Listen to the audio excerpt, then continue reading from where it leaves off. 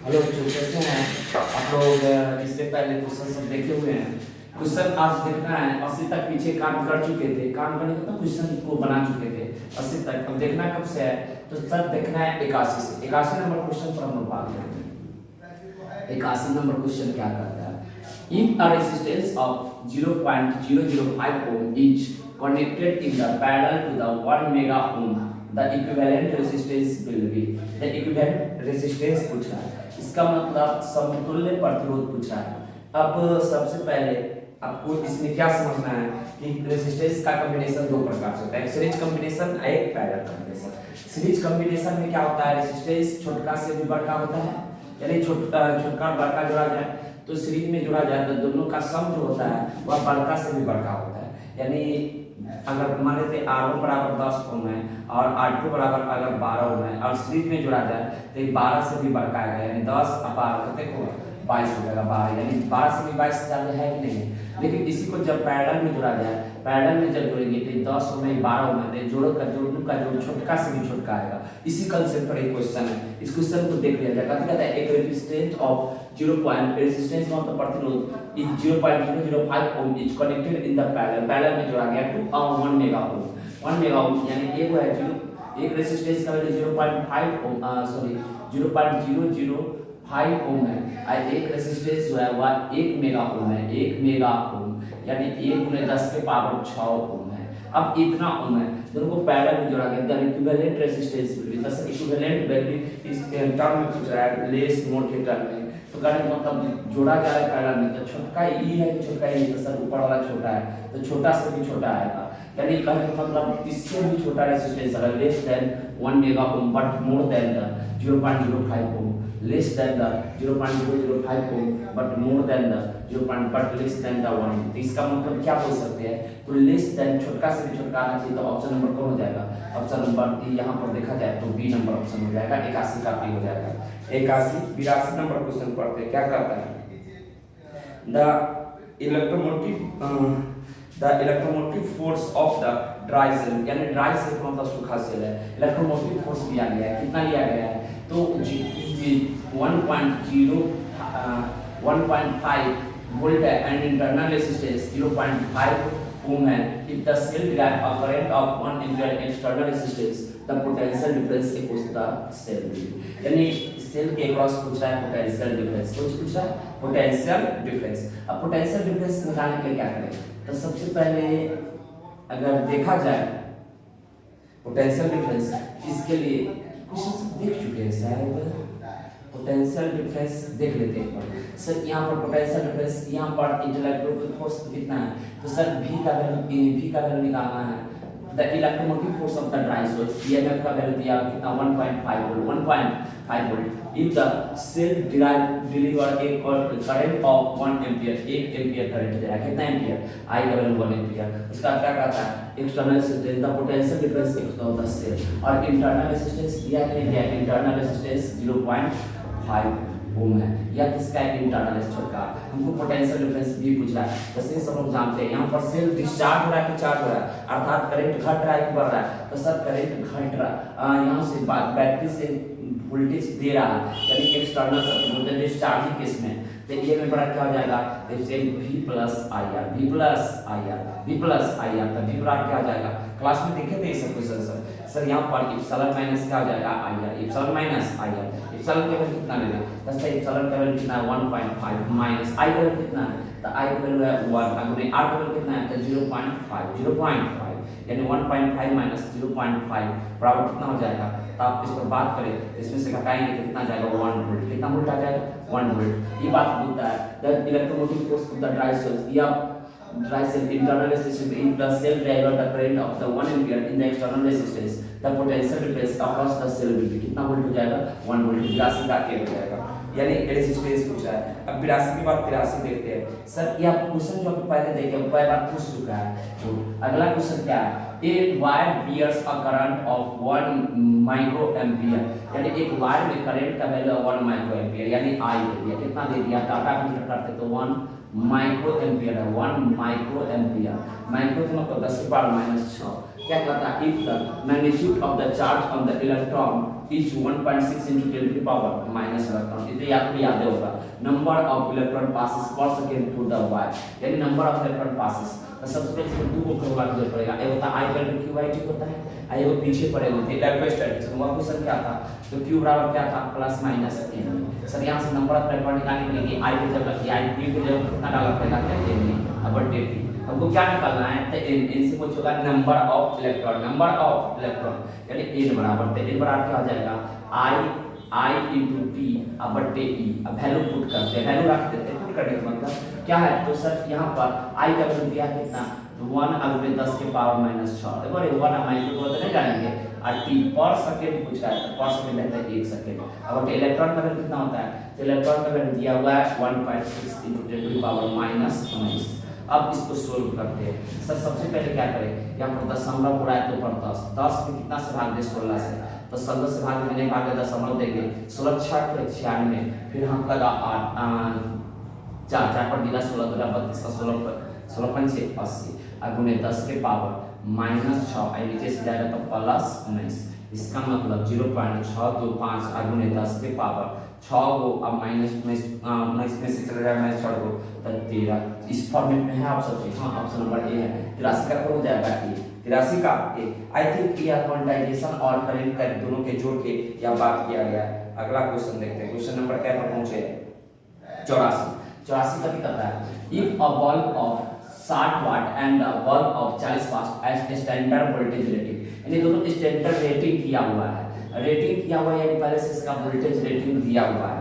उसके बाद क्या कहता है, become connected in the connection में देन ग्रोड मोड। अच्छा इसके जांच बताना बताया थे, दो बल्ब जब बल्ब बताते हैं, बल्ब सर बल्ब यहाँ पर बनाए, सर यह बल्ब है, अगर पैरेलल में जुड़ा हुआ है तो बताया था क्लास में कि ज्यादा जिसका पावर होगा ज्यादा उसने देगा, अगर सीरीज में जुड़ा हुआ है, सीरीज में अगर बल्ब हो तो उसके बाद जो कम पावर का होगा वो ज्यादा रोशनी देगा, तभी क्या है सीरीज में कि पैरेलल में, सीरीज में तो कौन ज्यादा रोशनी देगा, कम पावर वाला, कम पावर वाला कहते हैं 60 वाट की 40 वाट, इनको बल्ब 60 वाट एंड 40 वाट, यानी दो यदि बल्ब है 60 वाट का एंड 40 वाट का at standard voltage rating voltage be connected in the series श्रेणी क्रम में जोड़ा गया है, देन तक क्या हो जाएगा, तो 40 बल्ब विल ग्लो मोर, यानी कौन सा ऑप्शन हो जाएगा बी, 84 का कौन हो जाएगा बी, 84 का कौन हो जाएगा बी।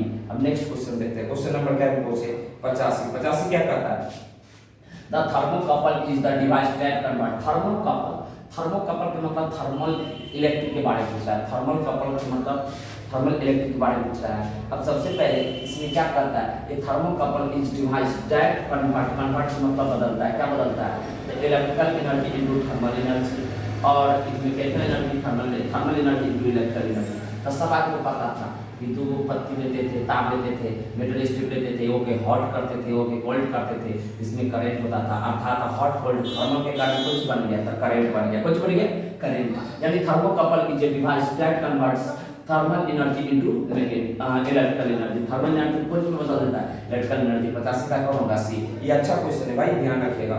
सर 86 देखते हैं, 86 नंबर का दिखाता है, the current passing through the thermocouple is called, अब सब आदमी को याद है थर्मोकपल से जो करंट जाता था इसको थर्मल करंट बोलते थे या सीबेक करंट बोलते थे, क्या इसके बारे में पता है, सीबेक करंट ऐसे परिभाषा ही याद होगा कि टू मेटल स्ट्रिप जब ज्वाइंट हीट करता है और एक जंक्शन को हीट किया जाता है, अनदर जंक्शन को कोल्ड किया जाता है, तो इसमें करंट प्रवाह होता है, उसी करंट का नाम दिया गया था थर्मल करंट या सीबेक करंट। तो परिभाषा से निकाल गया था, the current passing through the thermocouple is called the Seebeck current, कौन करंट कहलाएगा, सीबेक करंट। अब क्वेश्चन नंबर 87 में पूछते क्या कहता है, the current in the wire varies का मतलब बदल रहा है with time according to equation, यानी वेरिएबल करंट दे दिया और आई का वैल्यू दे रखा है, आई का वैल्यू कितना दे रखा है, the current in the wire varies and according to time, कितना है तो आई का वैल्यू दिया वो दिया 4 + 2t 4 + 2t 4 + 2t करंट का वैल्यू दिया।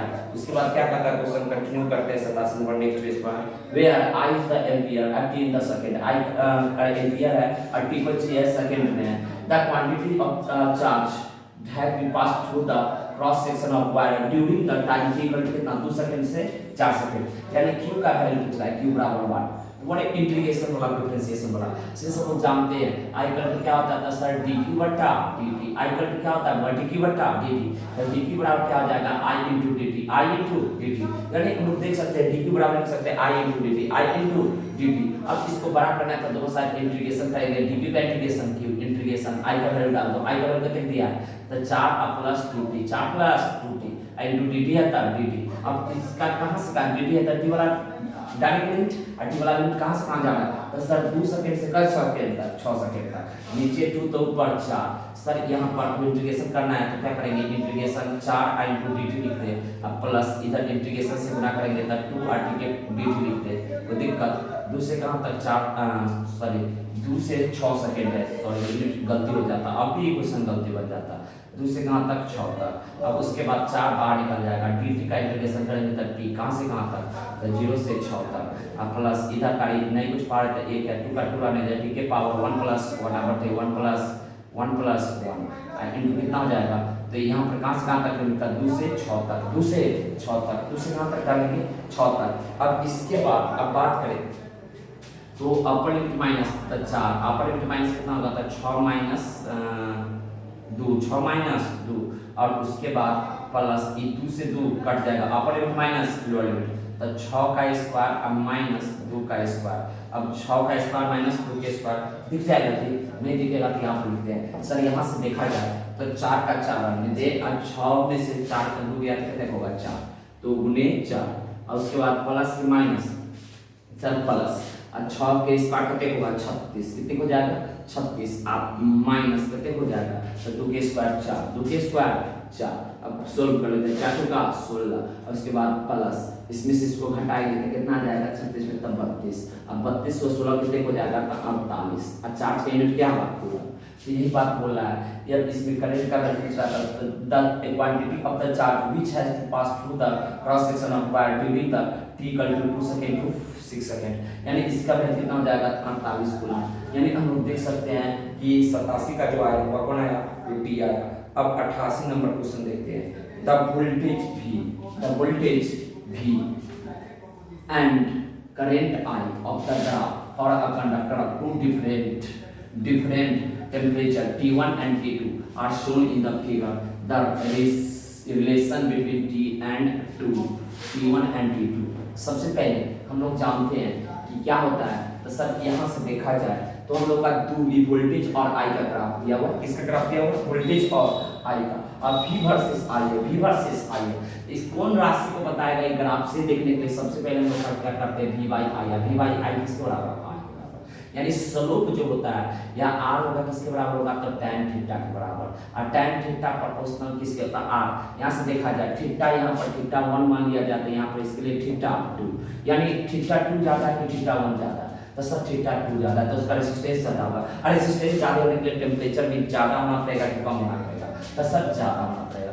सर यहाँ पर R अब देखो टेम्परेचर T1 ज्यादा है कि T2 ज्यादा है ये देखना है हमको ये देखने के लिए रेजिस्टेंस जिसका ज्यादा होगा। अब इस ग्राफ से पता चला थीटा 1 है तो ये थीटा 1 हो जाएगा तो R1 बराबर क्या जाएगा tan उल्टा कोडिंग कर दिए इसको हम लोग 2 ले लेते हैं इसको कितना ले लेते हैं 1 ताकि दोनों नाम सेम रहे। tan थीटा 1 बराबर tan थीटा 1 लेना पड़ेगा tan थीटा 1 और यहाँ से देखा जाए R2 बराबर क्या लेना पड़ेगा tan थीटा 2।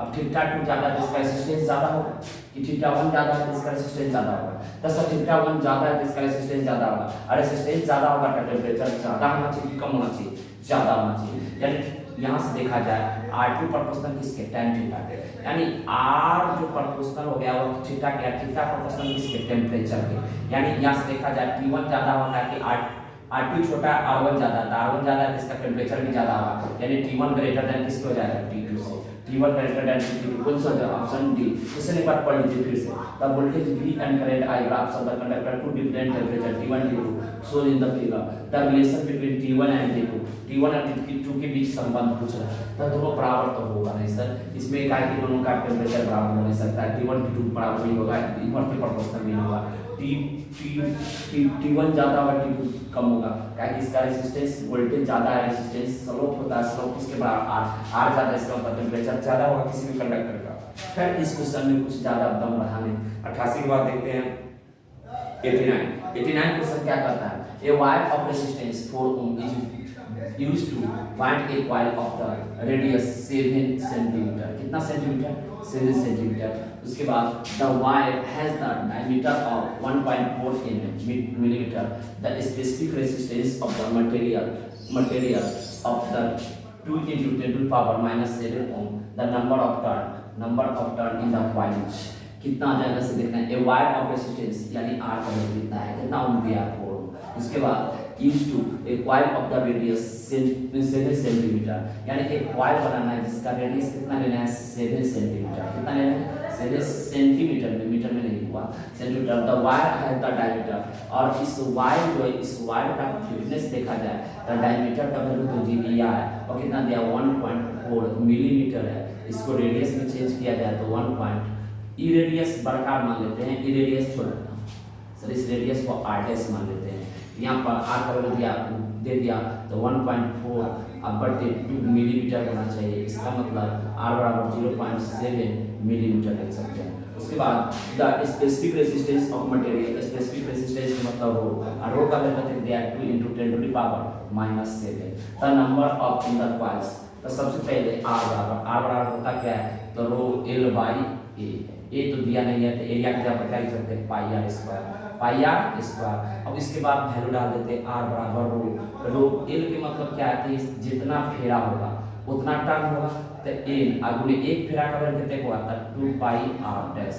अब बटे इसका क्या हो जाएगा पाई आर स्क्वायर। सर एक पाई से एक पाई गया, उसके बाद आर का वैल्यू अब संभाल के डाल देते चाहे एन बराबर निकालना है तो एन बराबर क्या हो जाएगा तो एन बराबर देखा जाए तो क्या हो जाएगा आर गुने स्मॉल आर का स्क्वायर अब के कितना रो इनटू 2 आर डैश।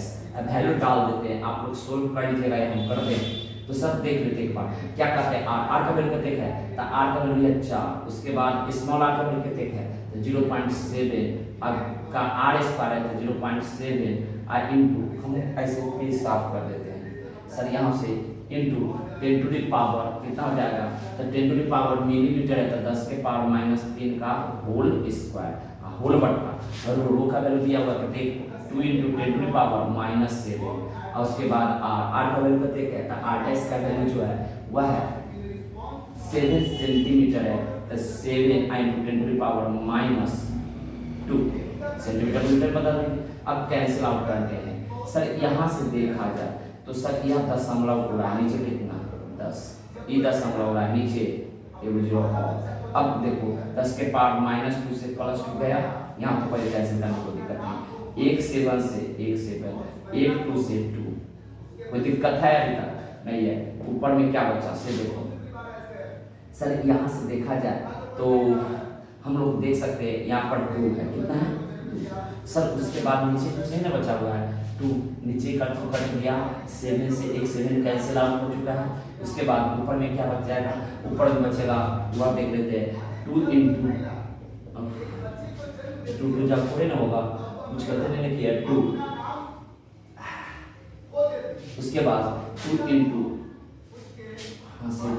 कितना हो जाएगा तो 2 into 10 to the power कितना -6 अब बटे कितना तो सर यहाँ से देखा जाए 1 7 है तो 7 ले लेते हैं तो 7 I into 2 I into 10 to the power -10 to the power -7 ऊपर जाएगा कितना हो जाएगा गुणो जो इस तरह से 7 दूना 14 अब 10 के पावर कितना हो जाएगा तो सर -6 है, -6 का मतलब अब फिर से इसको ऊपर ले जाए तो +1 हो जाएगा, इसका मतलब 140 टर्न। इसका क्वेश्चन में ऑप्शन देखिए नहीं है, इसका मतलब क्वेश्चन में क्या मिस्टेक है से देखिए या डायमीटर की जगह पर यहाँ पर रेडियस होता तो 1.4 आ जाता, उसका काट दो फिर ए आ जाता। इसका मतलब इसका ऑप्शन ए होगा कब जब रेडियस कर दिएगा। कैलकुलेशन इसी प्रकार से कीजिएगा, अगर यहाँ से रेडियस दे दिया जाता बटा में कितना आ जाता 2 का है तो ये 4 आ जाएगा, ये 4 लेंगे तो 89 का कौन हो जाएगा ए, 89 का ए हो जाएगा कब जब रेडियस कितना सेंटीमीटर कर दिया जाए तो रेडियस यहाँ पर कर दिया जाए सर यहाँ पर रेडियस 1.1 मिलीमीटर। हिंदी में क्वेश्चन सही है, इंग्लिश में क्वेश्चन गलत है इसलिए ऐसा हो रहा है। चलिए ये तो देखा होगा क्वेश्चन है क्या कहता है विच ऑफ द क्या कहता है और which of the flowing dependence के मतलब निर्भर आता है on drift velocity on the electric field E is Ohm's law. Ohm's law में कुछ रहा है कि दूसरा जगह कुछ रहा है तो सर ओम्स लॉ में सब आदमी को पता है कि ड्रिफ्ट वेलोसिटी vt बराबर क्या होता है e tau by m, e tau by m होता है e टॉ बाई m, यानी ड्रिफ्ट वेलोसिटी देखा जाए तो प्रोपोर्शनल किसके हो जाएगा इलेक्ट्रिक फील्ड का। या कोई ऑप्शन में चल रहा है स्वयं का, option number D, option number D, यानी हम लोग 90 का कौन दे सकते हैं डी, 90 का डी। अब देखते हैं 91 नंबर क्वेश्चन कथी कहता है, क्या कहता है, For which of the following IV graph represent the ohmic conductor? ohmic conductor में क्या होता है सर, ohmic कंडक्टर में V बराबर होता है IR, V बराबर IR, यानी ये V बराबर देखा जाता है R into I, I यहाँ पर V का भी देखा जाए R किसके जगह पर होता है tan थीटा के बराबर into I, यानी जिसका स्लोप सीधा होगा ohmic कंडक्टर होगा, ओम्स नियम पालन करेगा, जो नहीं होगा वो ओम्स नियम लॉ नहीं पालन करेगा। तो सीधा कौन में देखो सब में टेढ़े पढ़ना तक है पूरा टेढ़े है, योर टेढ़े है, योर टेढ़े है, जिसमें कौन हो जाएगा डी नंबर ऑप्शन। सीधा ग्राफ है, ओम्स का ग्राफ 10 से पढ़ते आ रहा है, इसलिए ध्यान रखना चाहिए सीधा ग्राफ होता था। ऑप्शन नंबर कौन हो जाएगा डी। अब क्वेश्चन नंबर देखते हैं कौन,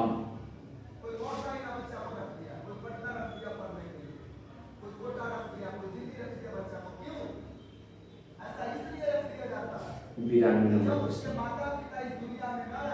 92 क्वेश्चन।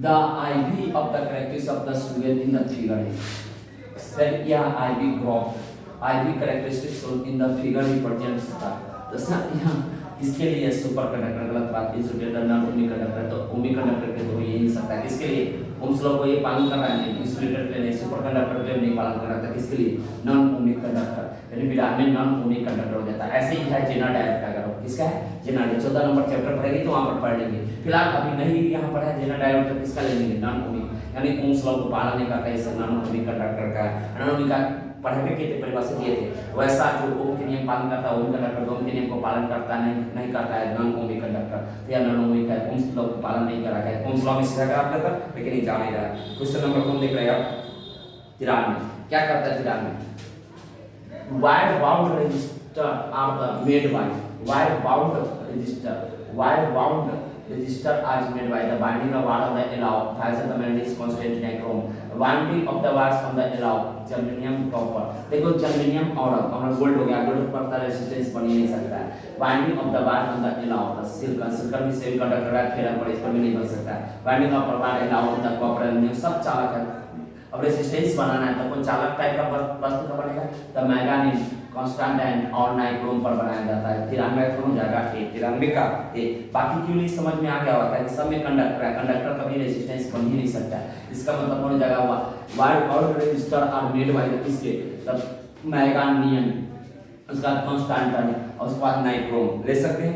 94 नंबर क्वेश्चन देखते हैं, द रेसिस्टिविटी और allow the resistivity of the alloy magnesium क्या कहता है, decrease temperature in nearly independent of temperature, increase the temperature, increase the increase in the temperature। तो मैग्नीशियम की बात करें तो इसका रेजिस्टेंस टेम्परेचर कांस्टेंट होता है, यानी टेम्परेचर चेंज होने के बाद या चेंज नहीं होता है कि हो जाता है, तो सर नहीं होता है, लगभग सेम रहता है। तो वही बात करता है is nearly independent of the temperature. 94 देखा जाए तो टेम्परेचर का या इंडिपेंडेंट होता है, यानी टेम्परेचर पर डिपेंड नहीं होता है, यानी 94 का कौन हो जाएगा, तो मैग्नेट का रेजिस्टेंस, यानी एक बार समझे ना, इसका टेम्परेचर कोएफिशिएंट लगभग 0 होता है, जिसका इसका टेम्परेचर बढ़ने के साथ रेजिस्टेंस में कोई परिवर्तन नहीं होता। Option number B.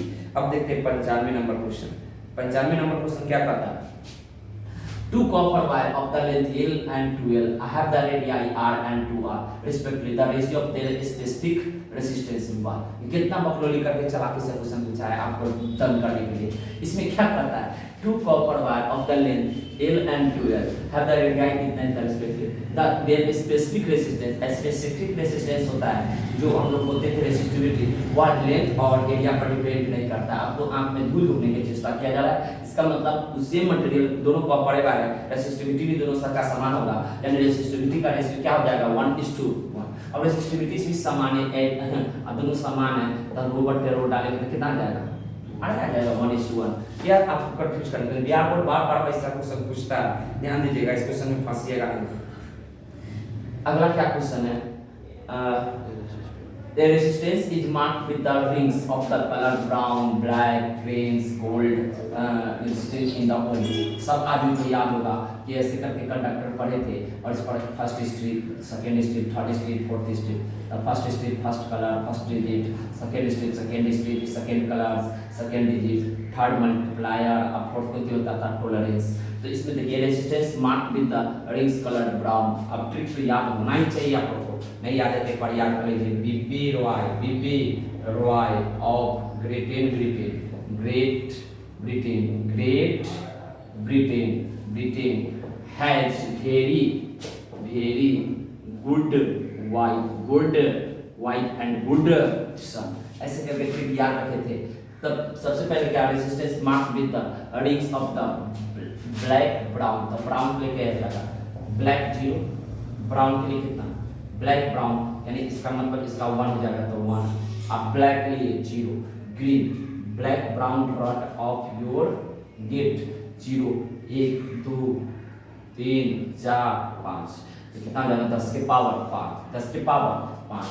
और उसके बाद क्या देखा है, ग्रीन एंड द गोल्ड के लिए क्या परसेंट, द गोल्ड के लिए 5% प्लस माइनस 5%। अब ऐसा ऑप्शन चूज कर लीजिए, कौन सा है, तो ऐसा ऑप्शन आपको दिख रहा है 5% वाला फर्स्ट और सेकेंड और थर्ड। तो आंसर तो होगा 1 वाला। अब इसमें 10 के पावर 6 कर दिया या 0 भगा दीजिए इधर, 1 × 10⁻6 और प्लस माइनस 5% ओम।